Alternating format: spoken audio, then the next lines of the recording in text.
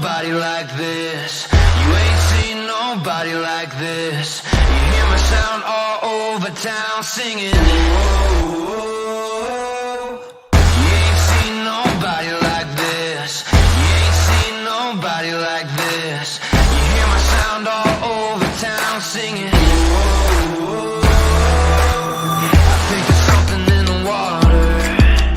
If you wanna take a sip, but be careful what you wish for. The faint of heart can't handle it. Everybody wants a piece of someone else's prize, but it ain't free, it don't come cheap. Only the strongest will survive. You ain't seen nobody like this. Good evening and welcome to San Antonio Soccer Roundtable. My name is Harry. Joining me tonight on the high school version of San Antonio Soccer Roundtable, we got Rafa. How are you doing, sir? Pretty good. Live here from Round Rock, Texas. It's my home away from home for this week. You catching you doing any scouting up there? For the local teams here in San Antonio when we go to playoffs here. We'll saw some of those Round Rock teams in Westlake and Lake Travis, and tomorrow I'm going to go see a private school game, so help out the private schools as well. And joining us also is Coach Yates from Sam Houston High School here in San Antonio. How are you doing, sir? I'm doing good. Thanks for having me on. I do like your shirt. I do like the camouflage with the Hurricane logo on there. So thank you for dressing up here for that here. Rafa will be conducting the interview. Like I said here, he's our high school soccer expert here. So go ahead, Rafa. Just an introduction, Coach. As far as your background with high school soccer, what credentials did you have as far as coming into coaching soccer? I had none. Really? Whenever my first year coaching, straight out of college, I got hired at Sam Houston, and there was no girls coach. So they asked me if I was willing to do it, and sure, I can try. I don't really know anything about it, but I'm willing to try and just fill a role for you. And that's how I got into it. So what's the big difference with coaching with the boys and with the girls, and now with coaching with the boys? Girls are actually more willing to do what you ask them to do.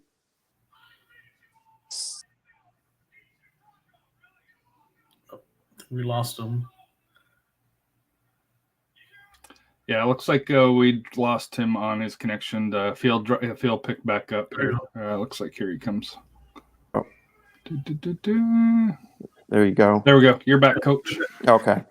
So the guys are just you need to know why you're doing things before they'll do it. The girls, you just tell, hey, I need you to go do this, and they're more willing to do that for you before knowing why. I see a comment there. Girls are more mature, boys as well. So when you switched over to the coaching, taking over the boys program, what as far as I know kind of a little bit of the background with Sam Houston soccer and with some of the struggles they've had. What were your initial goals going into this season? Once took over the program, So speaking with the boys there, Sam Houston's always had the talent. They just never were willing to come and play. They didn't see a point in playing for a school. They didn't see a point in going through all the academic.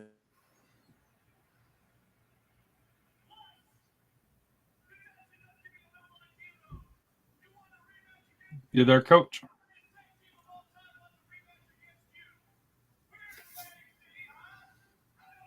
I think we might have lost him. Yeah. Hey, Rafa, can you mute your TV? It's picking up in the background. Coach Yates.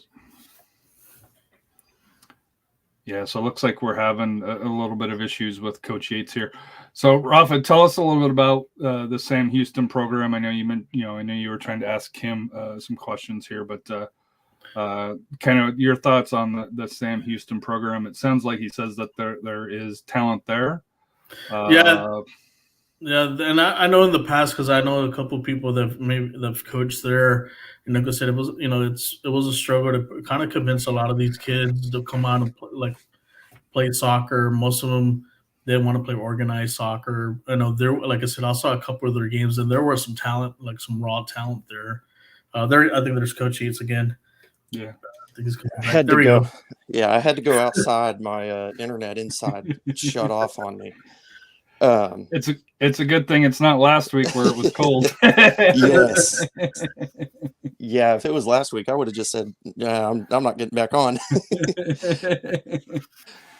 But So Rafa was talking the about the talent's struggles from. always Go ahead. yeah, the talent's always been here at Sam Houston. They just weren't aware of everything that went into being eligible to play. And we had a student last year that actually was our first Honduran student that was willing to play and went through the whole process of doing the PAPF and eligibility and academics and everything like that. Um, so once he did that, he actually got recruited by Paris Junior College up in Northeast Texas. And that opened the door and the eyes of all the rest of these guys that showed them a future and a way to be able to play soccer and continue getting an education. So they all came out over the summer and wanted to play in our summer league that we went to and continued. They did their PAPFs, they did all their academics to get caught up credit wise and everything like that. So that one student changed the entire future of Sam Houston soccer. Yeah, I guess the players being inspired by him. Um, Going into this season, like what goals did you have with the boys? Like I said, taking over the program. Where was your main focus as far as hoping to accomplish this year with this Uh, group that you have right now? this group, we're trying to make the playoffs. We have a very good chance. We have a very good team that's capable of doing it. It's just all about coming together and learning to play as a team this year. And if we can do that, then I believe we'll be in the playoffs. Would this be like I said, if you do guys make the playoffs, would they be the first time Sam Houston has been in the playoffs for boys soccer? As far as recently, or First time ever that soccer, remember? boys or girls. Oh, really? So would mean a lot. I guess a lot to the Yeah. program, a lot to the school, and that would be Yeah, it'll mean a lot to the school. A lot of our teachers have been here and are actually pretty big soccer fans and have wanted the program to turn around and have wanted all these students that have been through the school in the past to go out and play because they love coming out and supporting us. They were just anxious for us to get these kids on the field and able to play so that they can give us the support that they've been wanting to give us. Yeah, and as far as like with the makeup of the team, the players, I know we've talking, exchanged some messages on Twitter. The makeup of the team, I know you mentioned they had some players from from other parts of from other countries. How has that team been able to gel together or to come under as one? Going into the season.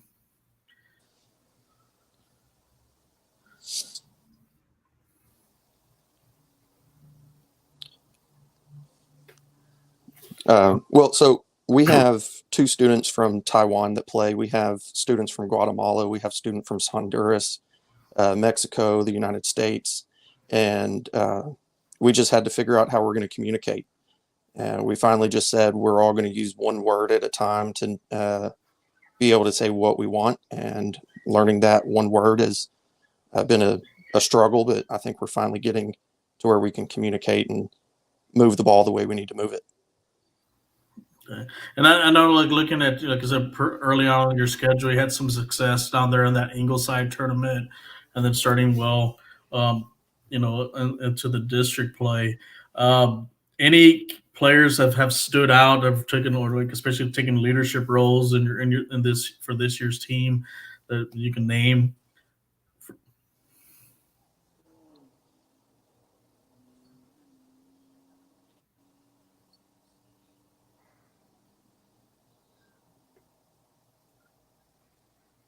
Number 10, Brian Palacios has really stood out. He's one of the Honduran students that came in. He's been here, I think this is his second year now, going to school at Sam Houston, and he's really just kind of taken over the locker room and been one of the leading athletes, forcing everyone to start communicating and leading the team on the field. And then we have a student from that goes to St. Philip's that's a part of our attendance zone that did not play last year, but he came over and was working. Oh, there you are. Yeah. So, did y'all hear about Diego? Because I wasn't sure when I cut out. Just a little bit of it, because he got cut. Okay. Yeah. Man, I'm sorry. Oh, no worries. So Diego's Diego's a student from St. Philip's that is a part of our attendance zone, and he's the translator for me. I don't speak Spanish, and 90% of our team speaks Spanish. So he's dual language. He translates everything for me on the field. He gets everyone back into positions for me. He's really stepped up as a leader as a junior. So he'll be back next year for me. That's good. That's good to have a good leadership back. How are the other teams in the SCISD, district responding to your team? I know the last few years, they saw that as a W. Coming into this season, now that you've gone some games under, what's the attitude for the other coaches? We get their best game. They play us hard. They play us physical, and we don't have any free space to do anything. At the beginning of the year in those tournaments, we had some space to be able to move the ball and take our time doing things, but they've adjusted pretty well, and we have to adjust and speed our game up again. Looking forward, like beyond, like I said, after hopefully you do guys make the playoffs this year. What's hopefully your your ultimate goal now that they've kind of planted the seed there for the program? Do you expect to see more numbers into the program? Have more players? What's the feeling there at the campus? Or is that exciting some of the younger underclassmen, like some freshmen, and maybe even like some 8th graders that feed into Sam Houston? Or they're like, hey, they're excited. Hey, I can be there too, for play varsity soccer here, for Sam Houston. Yeah, definitely. I have probably 4 or 5 freshmen this year that are going to be. They're playing JV for me right now, but they're going to be key features going forward. And then coming up, we have a couple 8th graders that are going to be borderline varsity fresh JV team next year. So I guess to answer your question, next year I'm expecting the numbers to go up by 10 to 15 athletes and be able to put out 20 kids on each team. Nice. And for I know like a lot of with the other teams, the high school teams, a lot of them do. A lot of the other schools like maybe Alamo Heights or some of the teams on the north side, a lot of them do play club ball. Do you have any players that do play club ball, or is just basically raw talent that's just coming together and learning together to become successful on the field? Diego plays club, and one of my freshmen plays club ball, but he broke his foot and he can't play. He'll be out the rest of the year. So as far as playing over the summer, getting any extra games in, I try to find 7-on-7 leagues. This last summer, East Central was really nice and put a free league together for us. Harlandale, Somerset, a couple other schools around that area went and joined and just created a 7-on-7 league for us to be able to play in together. So that's how we get our games over the summer. Mm-hmm. And go ahead here. I was going to say, CJ Trevino asked, and how is the JV program doing along those lines here? Because he mentioned that, there's Sam Houston's always had decent middle school players, and then to filter up. So obviously the varsity's stepped up, but how is the depth at the JV program also stepping up as well? So that way, when you have some graduations this year, you can continue to build on it for next year. Yeah, there's definitely some kids on the JV level that are going to fill some space next year. Most of the varsity guys will be back next year. So the JV that comes up to play on varsity will be some of my role players. And as far as this season goes, they're doing pretty well. They're learning the game. They're taking this season to learn their role, learn what each position is responsible for, and really just learn the game, because a lot of them are football players that we just need them to play a second sport. So soccer, they didn't make the basketball team, so they're learning soccer and getting in shape and getting stronger ultimately to get ready for football, but at the same time become more athletic. Right. Yeah, soccer will get them in good shape. Yes, it has. And so as far as like something like recently what just happened with realignment, how's realignment going to affect you guys, this next 2 years? Who do you anticipate coming into your district? Do you see maybe like Alamo Heights or MacArthur? Any knowledge about who do you think you'll face the next 2 years? I'm preparing to face Alamo Heights and Harlandale, but who knows with UIL? Get one football realignment and soccer realignment could be completely different. And then for that's going into, like I said, going into next year, how, as far as scheduling games, do you looking forward to taking maybe a step notch, maybe going to maybe looking at real tougher opponents, maybe like teams like in 6A or like a lot of the teams go to those like the North Texas Showcase and so forth. What are your expectations for the boys from here after this season? I want to play tougher talent. I'll probably go down to that Ingleside tournament again, because a lot of our kids don't get to go see the beach very often. So I take that opportunity to take them to the beach and give them opportunities that they don't get in that they wouldn't normally get. But my second tournament, I'm definitely going to be looking for something similar to what I did this year in Judson with some 6A schools. So you got some help, or somebody asking if you want some assistance here.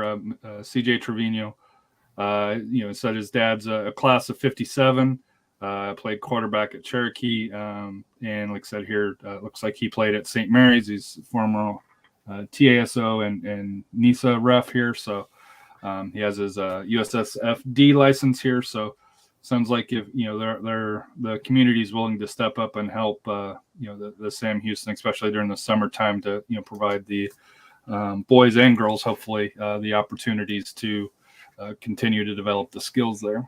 Yeah, I would love any help that I can get. And also talking about maybe like you mentioned about the Sam Houston, how are the parents responding as far as with the success the students are having, the players, the team's having right now? We're getting more parent involvement than what we've had in the past. Definitely seeing more parents reach out and offering to help with meals on game day, with picking up kids, taking kids home, transportation, and just showing up to games. We're seeing more parents start showing up to games and supporting the team. That's always a good thing to always have the parents. I remember when I coached in Doral, we'd have always cheering out, yell any little thing that we needed, except they were there for us. They took care of things. So that's real important for our program. Academic wise, how are the players doing? That as far as do you stress a lot on the academics? Especially with that player when your player is going to Paris Junior College. As far as recruitment. Yeah. So my rule. And this has been my rule since I was with the girls, if they don't have a 75 or higher in every single one of their classes, then Wednesday is mandatory tutoring day, because it's right after a game. We don't have another game till Friday. So I send them I make them log into their grade check and show me their grade so that they physically see it as well. And it's not just something I'm telling them. And they go to their teachers and go to tutoring They have to bring me a note back to practice before I allow them back in practice to force them to get their grades up so that they do maintain that 3.0 GPA to get more scholarship money. That's good. That's good. And then, so what do you look for as far as the beginning of the second round of the district play? What do you look forward to? Is this like as far as what are you anticipating as far as the outlook? Is like getting into the trying to put that playoff push.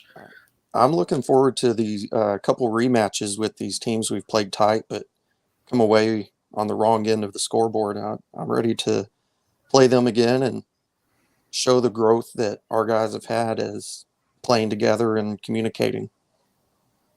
Yeah, because the top two teams have been in the district have been recently been Brackenridge and Lanier. Yes. How do you guys stack up with those two teams? Both teams we lost 2-0. Brackenridge, we had a couple players suspended for it because of academics and because of cards situation. Lanier, we lost 2-0. So I think we stack up pretty well. We match up. We just got to play as a team. So I'll look forward to checking out one of those games there, and also hopefully get to live stream it too. As far as being with the SAISD, how do you feel about the soccer programs for all the schools?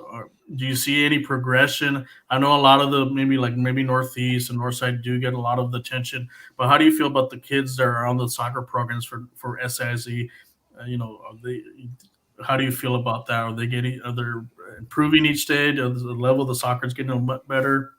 Oh yeah, it's definitely. I think SAISD can compete with any district in the San Antonio area, and see what happens.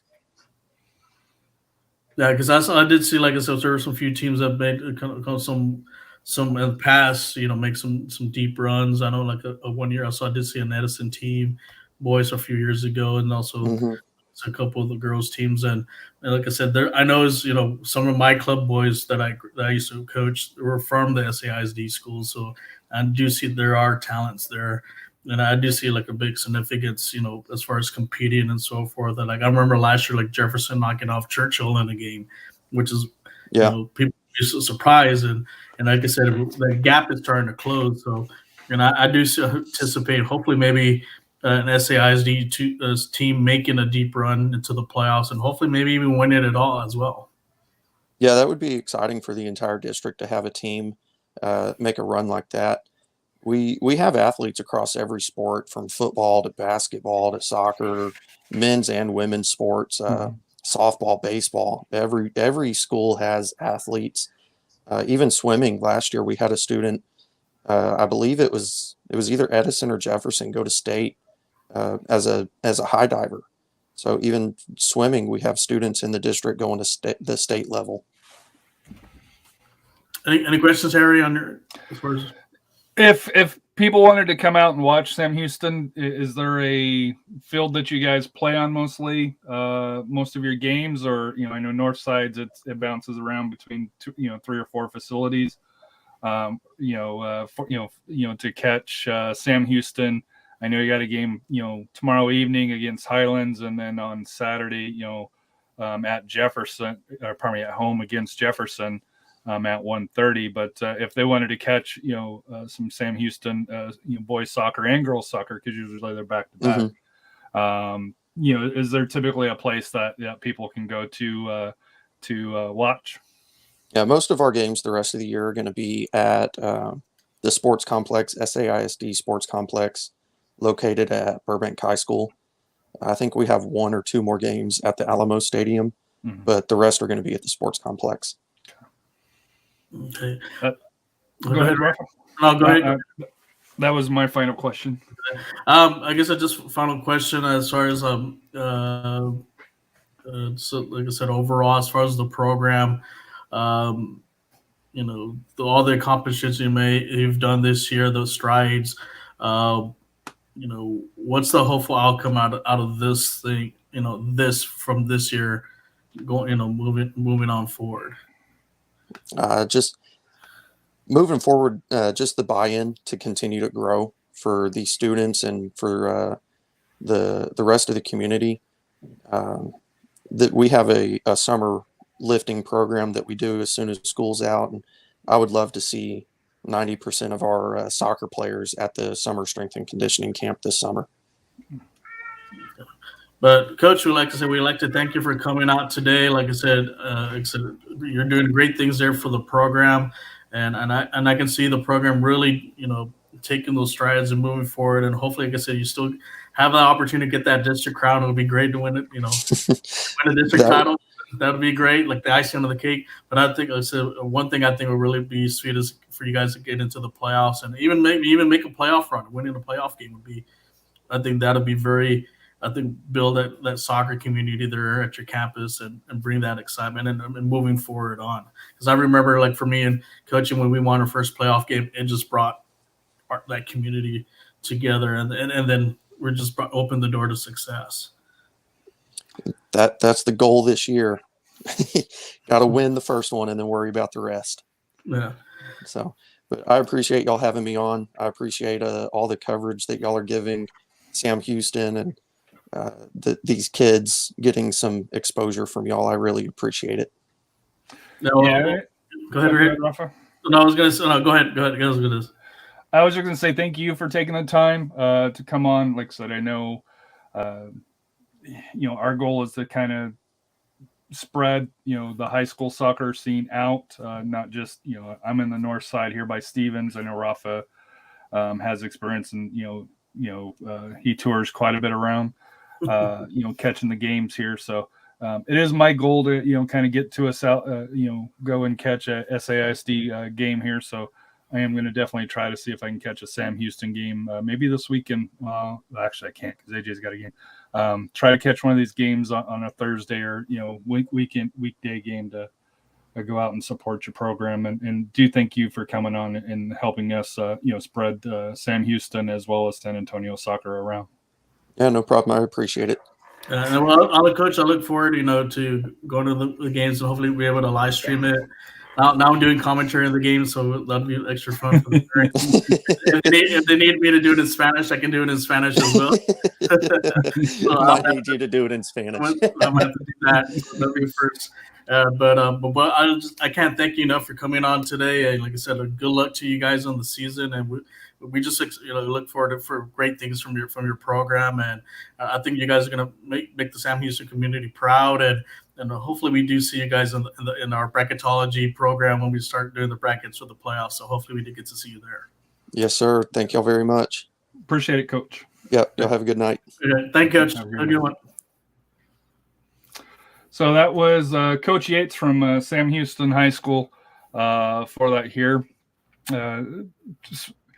You can tell he's got the team turned around here, and the more experience he gets with it, because this is probably year 3, based on what he was saying here. Hopefully he can continue to lead the Hurricanes in the right direction there. But your thoughts on Sam Houston and Coach Yates at this point here, Rafa? I mean, you couldn't be proud for that program, especially with all the struggles it's had. And, I know a lot of people, like I said, from people that coach at SISD and the stories about Sam Houston, basically, not really having any winning seasons. And for Coach Yates to really turn this around and have the players believe, I think, it took just one player to kind of kick the door open and open the eyes for everyone to say, hey, I can succeed here at this high school and maybe also take my career on to go play, college ball. Even though it's junior college, it's still an opportunity to play to that next level. And I think he's got the the players have that confidence in him and the belief that, they can do a lot of great things. And I'm hopeful they do make the playoffs and, and like I said, we get to see him on our bracketology, episodes where we do that later on in March. So I expect great things. And like I said, the program is going to be one to look out for the next few years. Yeah, it sounds like, and even this year, it's I was, I know it's just going through here, but to me, if you look at their, where they're at in standings, just their goals for, goals against, it sounds like that, they are a very fun watch to do. They put the ball, in the net for it here. Although, going against Lanier, going against Brackenridge, they were shut out. But before that, here, they were scoring multiple goals, on the teams that they faced here. So, they've beat some solid programs, already this year. Wagner, Marshall, for that here, beat Edison, Memorial, Burbank. They did have, it looks like here, a tough loss against John F. Kennedy this past week here, but it's a team to look out for here. And like I said here, I'm super excited for that here. So turning the page from Sam Houston to where was Rafa this week? So finally did some brainstorming, got the Power 15 stayed up a little late, waiting for all the results. And so here in my hotel room, so I got it all set. So I was waiting for one score to came in, and finally came in close to midnight.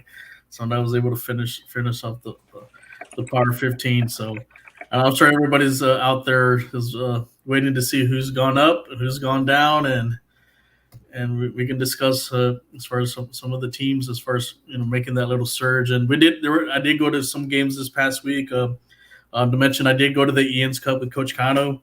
Mm-hmm. Just want to thank for the Ian's Cup Foundation.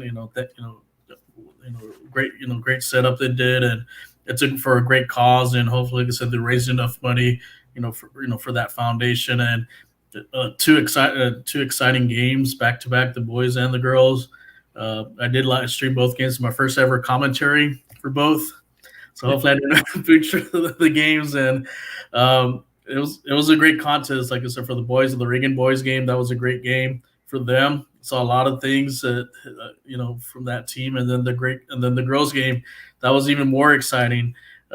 Came down close to almost towards the end of the game. It was a back and forth game, and so we got to see 4 quality teams in that District 28 6A is just deep with talent, and it's going to be a shame that a couple of these teams may not make the playoffs. Just how difficult it is. So let's start out with the Rafa's power girls power rankings here. We'll go through this here. I can tell you that only one team dropped out, and that was Lee. Your thoughts on Lee dropping out? Yeah, they had a couple some rough games. Just kind of looking over, the week. They had a couple tough losses in their district play, but that's 28 6A for as far as the girls team. I think there's like 6. It's probably 6-7 team deep district that can make the playoffs or even win the district title. So they had a couple losses to drop them out of but I'm sure they'll bounce back, and hopefully they can get some quality wins and they can get back into the top 15. And I know it didn't prep you for this here, but I know you've got it just from some of the conversations that we've had earlier. Any honorable mentions or teams that are knocking on the door to get into the top 15 for for the ladies? I actually have a log jam for honorable mention. I have about five teams, and they're like right there back to back. Some honorable mentions I'm going to give like San Antonio Christian. Another one that needed to look out for. Dripping Springs better look out for this team because this team's won 4 games in a row. They're on a hot streak, which is New Braunfels Canyon. Don't take those girls lightly when they match up with them. I think they can give Dripping Springs a little run for their money, so don't sleep on them. Another team that's coming up is the Jeffersons from SAIZ, Jefferson girls. They're coming up. Same thing with Cibolo Steel and also the New Braunfels Lady Unicorns. So those are all my honorable mentions this week. All right, so let's get to number 15 from the north side, Taft Lady Raiders. Yeah, Taft. They had to run through the gauntlet this week. They went the last 3 games. They went 1-1-1. Lost to Brennan, which right now is leading the district, and then they had a tie with O'Connor, who's the second in district. But don't sleep on Taft. Like I said, once the second round of the district play comes around, they can turn around and they played those two teams close. Don't count them out as far as contention to the district title. Number 14, the Bernie Greyhounds. Yeah, the Bernie's they had a drop, and they had a rough 5 spots. Yeah. Yeah, they had a rough week. They had 2 ties, and then last night they were upset by Davenport. One of the newest programs. I know they're for varsity players. They're still young, and that's a big win for Davenport. To knock off one of the premier programs for 4A. Hopefully, like I said, Bernie will come back, bounce back from this. I still anticipate them to get into the playoffs and make a deep run again this year. Speaking of Davenport, they are newly. Sorry, I went one far to hit the right side here. They are number 13 on the list, the Como Davenport Wolves here. So I know you mentioned that they, in your mind, kind of upset the Bernie Greyhounds, but what fits them into number 13, jumping Taft and Bernie? Now they're a legitimate team to win that district title, to contend against the Bernie girls, and also I think they have Wimberley in there, and also Bandera. But this was a huge win for Davenport, especially for their program. So they're going to be a dangerous team into the playoffs. Don't sleep on them. They can, like I said, they could also get into like I said, into the regional round and maybe even represent 4A, Region 4 for 4A this year. Moving on, we got Southwest Dragons at number 12 here. They moved up from 15 to 12 this week. Mm-hmm. Southwest have won 3 in a row, and actually they're playing tonight at Floresville. So they are favored to win that game. So I see them winning their 4th in a row. Solid program. They're in control of that 29 5A. They're gonna have a showdown pretty soon, I think, with Medina Valley. That's gonna probably be determine who wins the district championship. Number 11 is the Bernie champion Chargers, who unfortunately dropped 4 slots this week. Yeah, after a tough loss with Alamo Heights, but they've been able to bounce back. They won 3 in a row. Like I said, the only 2 losses in district play have been from Alamo Heights and the defending 5A state champs, Dripping Springs. Coming in hopefully in the second round, like I said, I think Bernie will get. I think Bernie can get that home win against Alamo Heights, and I know they have to make that tough trip to Dripping Springs, and hopefully they can come out, with a positive result out of that, and maybe even return the favor and knock them off at their place. At number 10, the Madison Mavericks move up 2 spots from 12 to 10. Madison's moving up. Like I said, they had a good week. That was 3 games. They went 2-0-1, 2 wins on a tie. Like I said, 28-6A is just a logjam of playoff teams, and they're in contention of getting into the playoffs. Number 9, Alamo Heights. Alamo Heights dropped from 6 to 9 this week here. Sounds like they had a semi-tough week. Yeah, that's what I said. They did have a loss this week, but they did 2 wins. But like I said, they're still. Like I said, I still anticipate them making into the getting into the playoffs. Being in that district with Dripping Springs, like I said, it's gonna be tough. It's like similar to 28-6A. You also have like a log jam of 4 or 5 teams that are vying for that title. But I think Dripping Springs is probably just a tad bit ahead of everyone. But like I said, maybe Alamo Heights can find a way to knock them off when they go up there.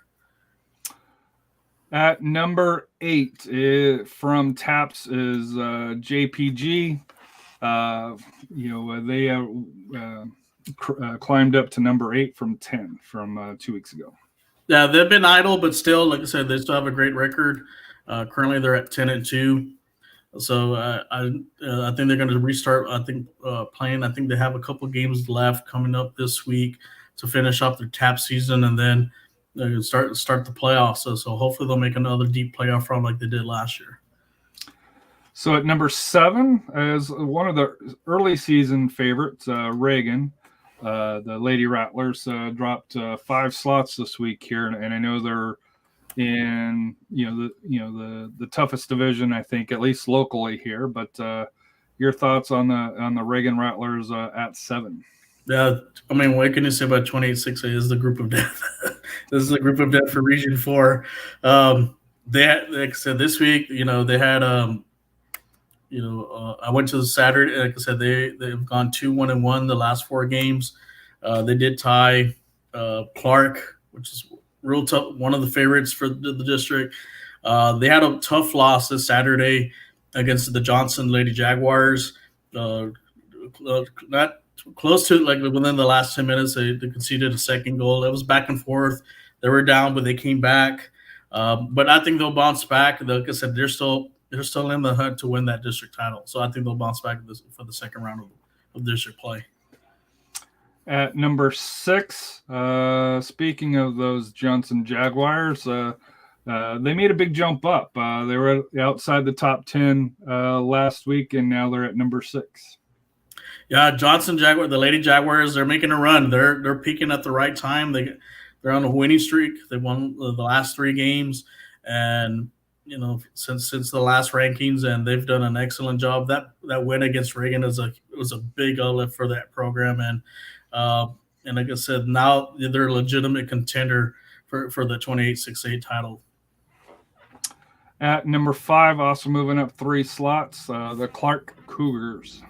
Yeah, Clark was kind of like a sleeper team, and like I said, they've done well too. And the last 4 games, like I said, they've gone 3-0-1. They did have a tie with Reagan. As you can see, like I said, 2 heavyweights going after, but the last 3, they've had 3 convincing wins. And like I said, between Clark, Johnson, and Reagan, those 3 are going to be fighting out for that district crown. You can mix in Madison too. They may have a say as well. But right now, I'm going to give the edge to Clark. They're playing great, and then I'm looking forward to when they play Johnson, so that hopefully we get to see that game pretty soon. And then number 4 is going to be your highest-rated TAPS team, Antonian. They also, I believe, lead the San Antonio area in wins at 13.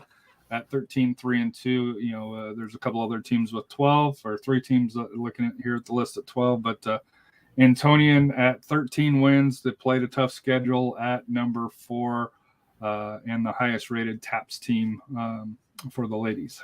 The Lady Apaches, like I said, they did just doing some research. I know they had to play a game last night. I didn't get the results just yet. I gotta make sure. I know they were playing in Carnarvon. I know they played them the game previous to that, and they did win that game. No problem at all. And I'm sure they probably took care of business last night. Hopefully they'll update that score. But like I said, they're one of the top teams in TAPS, and like I said, they're going to try to make another legitimate run to get into getting the TAPS state title. At number 3, Northside School, the O'Connor Panthers, the Lady Panthers.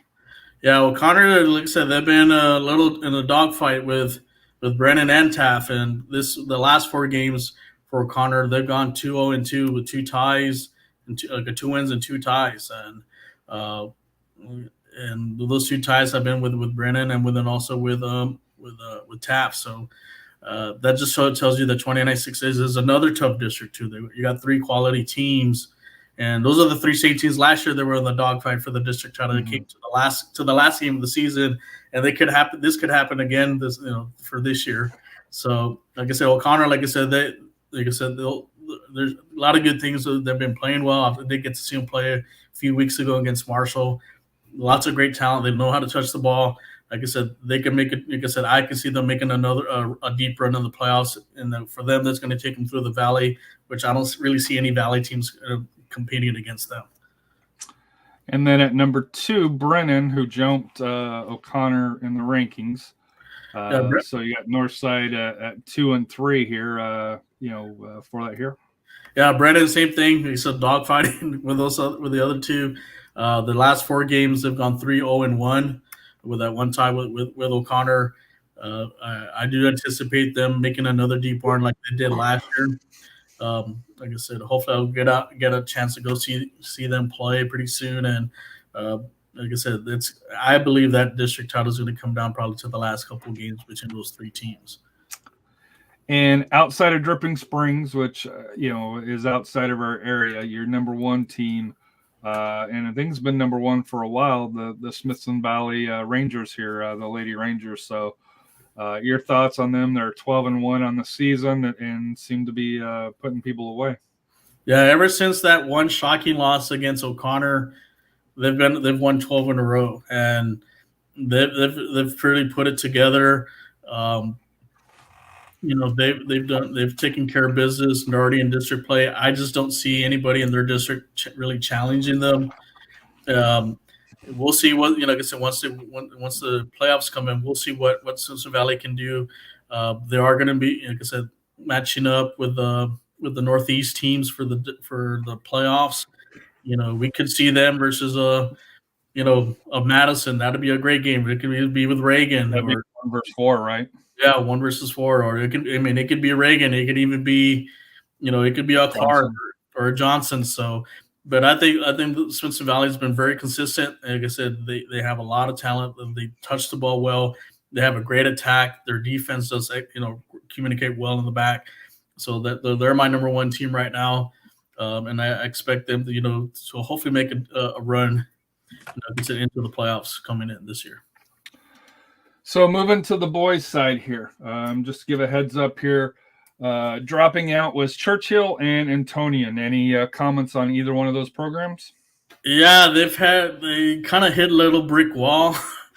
They ran into a couple opponents, especially Antonian. I thought Antonian was the year to knock off Central Catholic, and they've actually lost. They lost the season series with them. Yeah, and so I think Central Catholic has kind of bounced back from that rough start, and they might be peaking at the right time. I know the record doesn't show it, but I think the district record does, though. Yeah, the district record does, but I think those games that they lost early on to some of real tough opponents are also state rank is going to help them, going into the TAPS playoffs. And then, don't sleep on them. Like I said, slowly or surely, they're getting everything's coming to together, and like I said, I anticipate them making a run, and hopefully they're going to pull it off and get that state title once again. Any comments on Churchill? Churchill, like I said, they started out hot and they lost 3 in a row, but they lost to 3 quality teams. No shame on that because 28-6A is, like I said, it's a beast of a district when it comes to boys and girls soccer there. Hopefully they lost a heartbreaker last night to Reagan 1-0. They kind of one of the finals, not a final second goal, but kind of the final moments of the game. But hopefully they can bounce back and still be in contention to get into the playoffs. So just like with the girls, on the verge of sneaking into the Power 15. I know you kind of talked a little bit Central Catholic. Are they close? Or I know their record's a struggle, but they've played top talent. Who would be on knocking on the door for the boys? They're coming along. They're within that little striking distance a bit. I have other teams like, for example, Harlandale's. They're actually 9-4-2 right now. I have Stevens. Stevens has been playing well. They're at 9-4. I know they made the playoffs last year, and like I said, I think they have a good opportunity to get in that third or fourth place spot for their district. And then some that have taken the tumble has been Warren. They started out hot, but they've lost 4 in a row. Hopefully they'll bounce back. And then, like I mentioned with Coach Yates and Sam Houston, I know they lost a tough one last night, but they're within that distance and hopefully cracking the top 15. So speaking of the top 15, let's see here at number 15 is San Antonio Christian. Last week they were non-rated. They weren't in the Power 15. So far they're 11-2-1. So thoughts on SA Christian? Well, they're in the same district with Central Catholic, and I think they already met once, and they had a loss with them. I know they still have to play them one more time, and hopefully, like I said, San Antonio Christian will learn from that first game and see if they can knock off Central Catholic. They at least get a piece of their TAPS district title. At number 14, up one from last week, the Lavernia Bears. Lavernia, 4A team. They had last 4 games have done well. They've gone 3-0-1. They're one of the favorites to win for their district. So keep an eye on them. That's like it's up and rising program. They had a good year last year. This year they're really starting to take that next step. So be on the lookout for the Bears. Winning that district title, making a run in the 4A. At number 15, the O'Connor Panthers on the boys' side here. Last week they were not rated. So far, 8-3-1. Yeah, they're catching out. They're starting to kind of catch fire a little bit. I know they had a tough loss with Harlan, but they've won after that loss to Harlan. They won 4 in a row, and so right now they're 8-3-1. Like I said, they're more likely one of the favorites to make the playoffs for 29-6A. At number 12, we have Davenport Wolves. So both the boys and the girls are in the Rafa Power 15. Yeah, Davenport, what can you say there? I know they lost a heartbreaker yesterday, but like I said, they've gone 3-1 the last 4 games, so they're at 9-2-1. I do see Davenport like I say, they're getting one of the 4 spots for the playoffs in 4A. And then a rival to Sam Houston at number 11, the Brackenridge Eagles. They're up 2 at 7-1 according to the records. Mm-hmm. Yeah, they're 7-1. They're currently in I think second place. I think in district play, where they're tied with. I think they might be tied with Lanier. They didn't play this week because of the weather. I know they had some games postponed, but they should be playing. I think actually they have a big game this Friday, and that's actually against Lanier.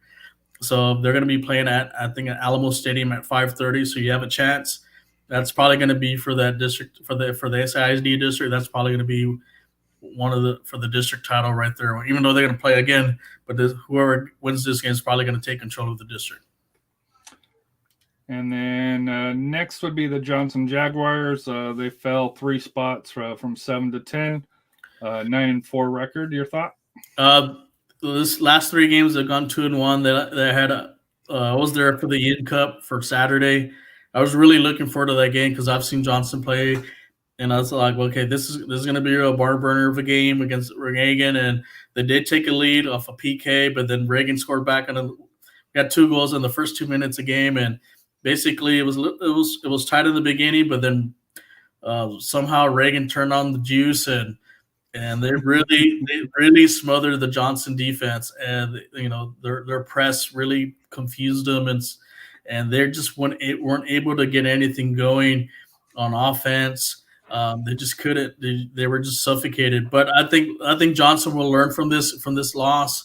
I think they'll be all right. Like I said, they're still. Like I said, I think in the end they're going to make the playoffs. And hopefully, like I said, when the second round, the second time they played Reagan, I think hopefully they can make the adjustments and avenge that loss and get a win, and hopefully they can get a better seeding. Number 9, the Lanier Volks, 12-2 on the year. They're up 2 spots. They're finally in the top 10. To me, it sounds like Lanier's kind of like Southwest a couple of years ago, where the record's there, but in the Rafa rankings, not climbing as fast as I would personally like. And I know they got a big game coming up against Brackenridge, as you talked about here. So if either Brackenridge or Lanier, can you see them kind of making a little bit further jump, or? Yeah, I think they can. Like I said, depending on the top 8 teams, if they start knocking off each other, and they can sneak up in there. But Lanier's has had a great season. Like I said, they won the district title last year. They have a good opportunity to do it again. What I hear, they have 2 quality forwards from what some of the coaches from SISD have told me, and I think Friday's game at 5:30, the 5:30 at Alamo Stadium is going to be a great game. And if you have a chance, hopefully I can make it down once I'm done here in Austin. I can make my way down there. So I have my equipment, so hopefully I can go maybe even live stream that game. It's just like I said, it's going to be a great game that's coming up. But I think, like I said, I'm going to give the edge to Lanier. I think on this game, like I said, their forwards have been dynamite, and but like I said, don't be. They're a sleeper team, kind of like what you mentioned about Southwest. I think slowly, surely, that they're going to make their way up. Number 8, Alamo Heights. They dropped a little bit this week, 3 spots from 5 to 8. Sounds like they had a little bit of a rough week the last 2 weeks here. Yeah, they had a loss at Dripping Springs. Uh, uh, as far as with the Dripping Springs boys, they were like a mirror image of the girls. I mean, I know they didn't get to the state tournament last year, but they, like I said, they took care of business against Alamo Heights. But like I said, Alamo Heights did bounce back yesterday. So the last 4 games, they've gone 3-1. I see them being probably the runner-up to the Dripping Springs boys, and hopefully, like I said, Alamo Heights would get. I know they had a first-round loss last year in the playoffs. Hopefully, they can bounce back and move forward and make a deep run, and maybe even hopefully meet up again with Dripping Springs in a regional quarterfinal. At number 7 is the Independent Cornerstone Warriors. They have the most wins in the San Antonio area at 13-2-1. They did move up a spot here. So your thoughts on the Warriors? Yeah, they did win a game. I think it was last week. And there was one game pending against a team from Austin. They haven't put the result in yet. Hopefully we'll get to see that soon. So that could determine where they're going to be at the following week. I do know they have a couple games left, and they're playing an independent schedule. So it's a good opportunity for Cornerstone to finish strong. You can get up to 15 wins, and if they can get to 15 wins, you can call that a real successful season for that program. But no playoffs, right? Because they're not in TAPS or UIL or SBC. Yeah. At number 6, the Bernie Greyhounds, they made a big jump up 4. Yeah, Bernie, the last 3 games, they've won 3 in a row. So looking at their schedule, some of the teams they beat, this team's on a mission to repeat. Some of the, like I said, it's going to be tough for some of these 4A teams that compete with Bernie. I know they went to the Alamo Heights tournament. They played some quality teams. I know they lost a couple games, but that's what's about playing quality opponents in those tournaments, is to get you prepared for district play and also the playoffs. So I can see Bernie moving up a little bit more into the top 5 if they can keep on winning games in their district play. Number 5, moving up 1, Lee Volunteers. So Lee is creeping up the power rankings I'm seeing again. Yeah, this past 4 games, they've gone 3-0-1. I was a little surprised with that tie against Brandeis. I know Brandeis has done well. They've been a legitimate team. Hopefully, they could be coming up soon into the power rankings. But Lee's kind of, after a rocky start, they're starting to get piece everything together. I know they had a tie with Reagan, so they're still up there in the top 2 as far as the district, for the district title with Reagan. So I think it's going to come down to those 2 teams of who wins the district title. But don't sleep on Lee. Like I said, they're now getting everything together, and like I say, who's to say they can make another repeat defending champs. Yeah, until you beat it's like what Ric Flair says: in order to beat the man, to be the man, you got to beat the man. At number 4, the Reagan Rattlers. They dropped 1 spot this week here. Yeah, they had a tie too as well this week. But they've like, so out of the 4 games, they've gone 3-0-1. Like I said, they're kind of the same situation with Lee. Like I said, they're in contention for that district title, but they had a big win on Saturday in the Ian's Cup. Some incredible goals scored. One other off a free kick and a couple other plays. Very suffocating offense.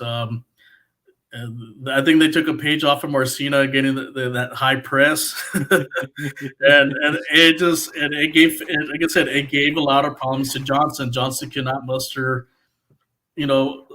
any type of rhythm to get the ball up the field to score, and like I said, Coach Real's got Reagan clicking at the right time, and like I said, they're going to be a very dangerous team going into the playoffs. So I would not want to play them, especially the style of play they've been playing.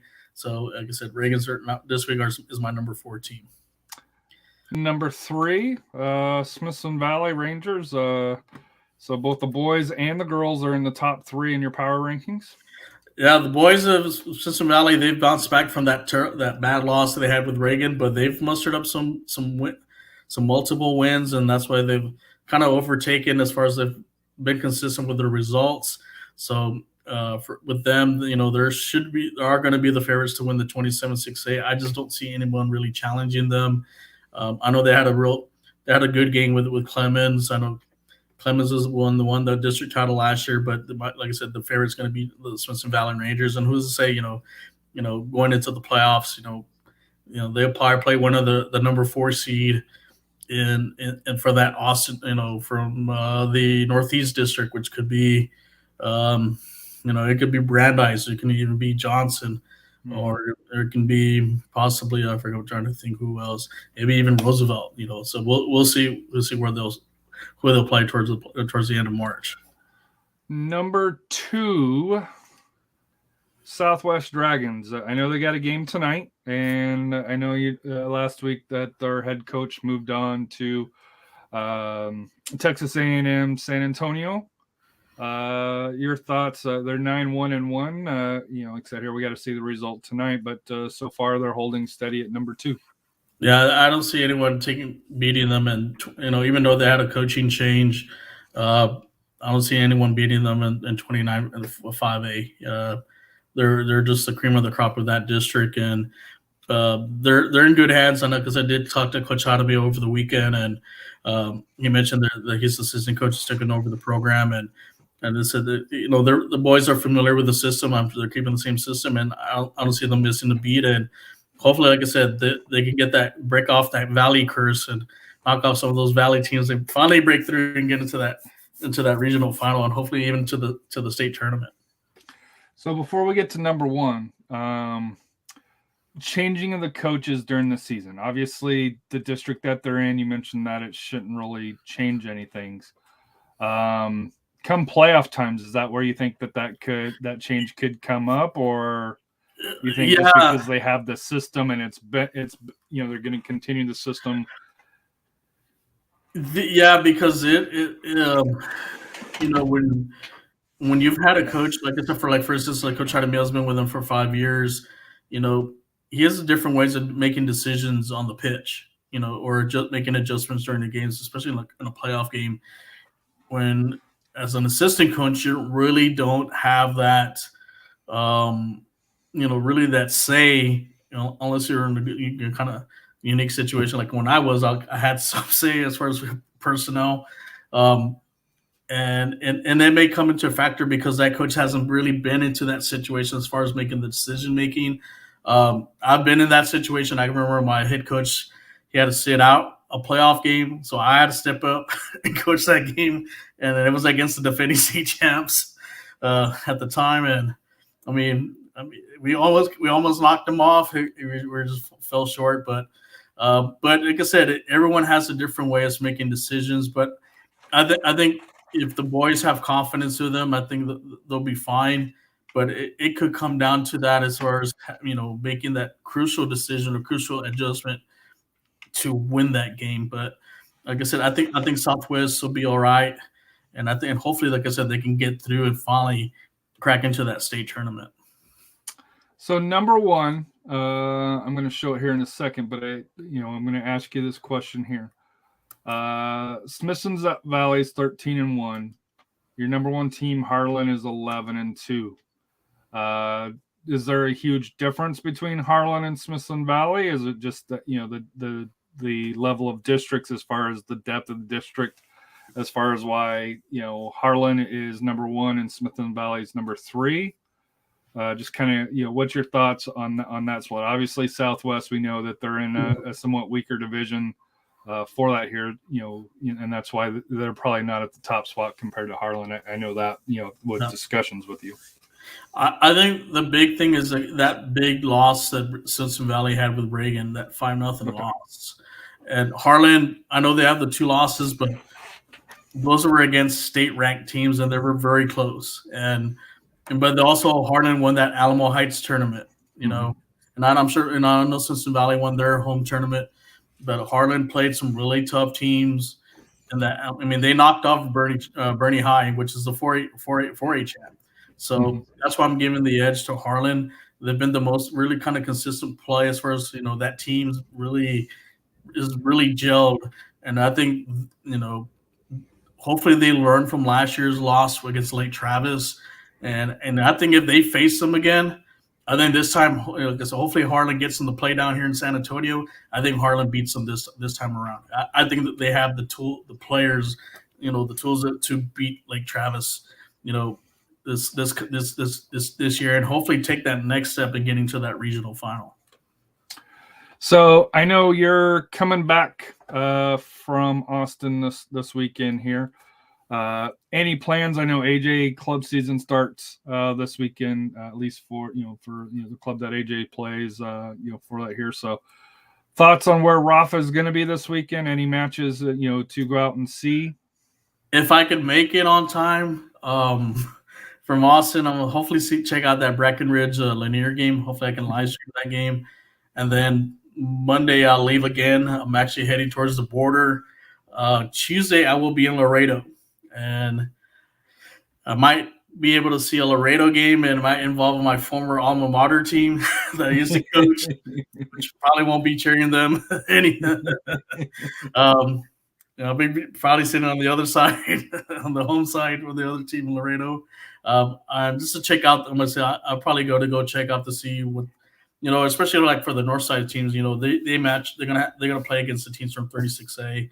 Last night I did watch a live stream of Del Rio and Loreto United. Del Rio was winning, then they gave up a goal, and they end up losing on penalty kicks. And I think Loreto United is kind of the top team in District 36A. So they should be the 1 seed. So they may match up with possibly maybe like a Stevens or a Taft. The rest of the bunch of the 36A, you got tough teams like you have an Alexander. You have Del Rio. United South might have taken a hit this year as far as maybe graduation. I know they're struggling a little bit, so maybe Laredo Nixon may come in, also LBJ. So it's not; those are not going to be gimme games when it comes to the first round playoffs for the 29-6-18. Harlan, I think that they can take care of business, but maybe even O'Connor. But the other two, the 3rd and the 4th seed, may have a little tougher challenge because, and it really, like I said, I would probably favor like the Loreto United school probably over the 4th seed for the NIC because I did get to see them play and they can touch the ball and they have a good attack coming up. But I did see some weaknesses. If you could exploit some of those weaknesses, I think who's to say that 4th seed can't knock them off in the playoffs. And I know we're kind of getting at our end time here, but UIL came out with realignments for basketball and football. Anything that stood out to you? I don't know if that you can tell me if that really is kind of the foreshadowing of what's going to happen for the soccer here, or is it just hey, it's fun to talk about for the day, but soccer's a little bit different story. It's going to be a little foreshadow because if you look at the volleyball and basketball, well, particularly 6A for basketball, that's going to be your soccer districts. Now for 5A, maybe a little bit different. And I know for football, we had some San Antonio area teams in Region 3, which probably not going to happen for soccer. They're going to be back in Region 4. The significant one for Region 4 for 5A, Dripping Springs for boys and girls are moving up to 6A. So who's going to be the clear favorite, coming into next year? I anticipate, like Coach Yates mentioned, Alamo Heights is probably going to be in that SAISD district with maybe even with MacArthur, maybe not. We don't know yet. We have other, hopefully maybe Bernie Champion bounces back from this year. I did see as a scenario we could see Liberty Hill, which is one of the top teams in Austin, could be in Region 4. Probably be in Region 4, maybe be a contender to win that region. And then, I guess I used to have Southwest, but Southwest may have to go through the SA and the Austin side instead of going south. So it's a wide open, and then there's some teams in the valley that dropped from 6A to 5A, like Juarez Lincoln. You had an Edinburgh team that dropped down. So it's 5A I can see is going to be more competitive when it comes to soccer for the boys and the girls. 6A is kind of stay the same a little bit. And the only difference is Marshall's now moving over possibly to that Northeast district starting next year. And then also some of the changes, I think with District 29, 5A, 6A, some of the makeup. There'll be a couple new teams there. But overall, and then 4A, we'll still see what's going to happen there. Because there are some high schools that are probably going to be introducing their new high school soccer programs. So we'll find out more and more as far as later on into the spring of who's going to be in what district and so forth. So season's getting closer. I think we're midway through the district play at this point. I know it goes fast. It goes fast in Furry. I know teams are playing 2-3 games a week. I wish they'd spread the season out a little bit longer along those lines here. But through there, any final thoughts that you got before we get out of here? Yeah, I know you mentioned something about the UIL Champions League or the Superliga, the UIL Superliga. As far as promotion and regulation in the UIL. Yeah, our what was it? Lethal. Yeah. Lethal Enforcer. Lethal Soccer. He's a great follow on it here, but he put out a debate of the day. UIL needs competitive balance, and this is evidently from a 5A Austin area coach. All successful 4A, 5 Simple Air schools with high club demographics underneath the enrollment cutoff send them to 6A and send struggling schools down a class. So, for Champions League, Pro Rel, along those lines here, I personally, there's too much change. You could have a club that has a Jose Gallegos in their program that elevates the program. He graduates, then it comes down to the mid-pack and another team steps up, for that here. So I just don't know how you do the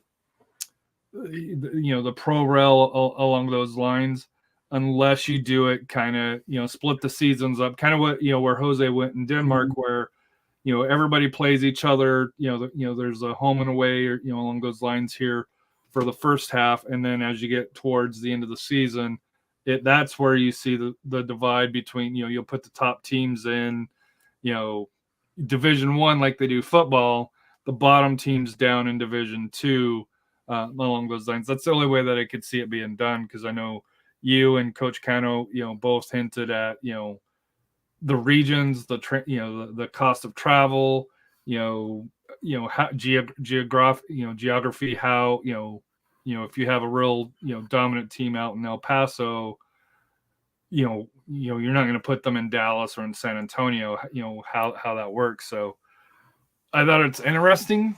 I just don't think it's realistic. Yeah, in my opinion, especially like in West Texas, like let's say like I know some of the top programs over there, like Amarillo High's got a great soccer program. They're 5A.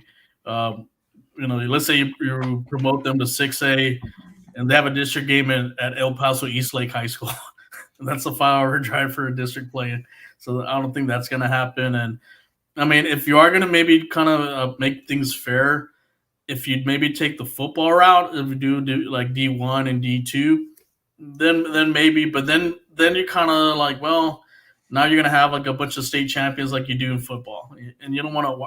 Here, you just want to have 3 state champions: 4A, 5A, 6A. That's it. You don't want to have a 4A division unless you're going to do a Super Copa style. Okay, 4A Division 1 champ versus the 4A Division 2 champ, and then they play against each other the following week for the Super Copa, and you're the ultimate champion of the state of Texas for that division. I mean, you could do that. I mean, if you're gonna want to balance things out, and then if whoever gets promoted, well, guess what? If you make the playoffs, guess what? You get promoted. If you don't make the playoffs, you get relegated. You get relegated down. But I don't think it's gonna ever happen. Maybe it's something that they make it more challenging, like we discussed. Is I know we play, like you mentioned, there's some teams right now playing 3 games in a week. Mm-hmm. That's a little too much on the body. I know a lot had to do because of the weather and so forth, but I think they should do is play just 1 round of district play and play on Fridays and Friday or Saturday. And then after you're done with the first round of district play, you have a conference tournament like they do in basketball or like in baseball and so forth. And then wherever you end up in your district, that's your seeding. And you play a conference tournament, and whoever finishes in the top 4, guess what? Those are your representatives for your playoffs, and then whoever wins the tournament is your district champ. I think that'd be something unique. I think it also helps out spread out the season a little bit longer, and then also concentrate during the week to really recover from playing, but also be able to get more practice time. Because even like the way we have it now, you play Tuesday night and Friday night. You're not really getting too many practices, especially if you're not going to go hard the day before a game. This kind of allows that a little bit. So maybe that's something maybe the UIL can look into the near future, maybe doing something like that. Well, we're going to cut it off at this point here. Rafa, it was a pleasure. As we announced on the show on Sunday, SA Soccer Roundtable is going to kind of split a little bit, where we're going to have high school specific shows. We're going to have SA specific shows, and then we may have a lower league show with the Athenians, the WPSL, UWS teams, the NPSL teams. We may try to put together, a separate show along those lines here. But I know our good friend, Coach Kano, is live with his 50-50 podcast. So if you want to head over and catch his show right now, he's got the head women's soccer coach from Hardin-Simmons University, Coach Lance Key. So Rafa, was a pleasure. Stay safe up there in Austin. I know, Austin's crazy. Sorry you're getting poor breakfast tacos because you're up in Austin. San Antonio's breakfast tacos are king. But what's life without goals? Hope everybody has a great week, and then we'll see you next week. Rafa, I believe, will be down in the Laredo, as he mentioned here. Where they have better tacos there than Austin, but not better than San Antonio. But we'll talk to you guys next week.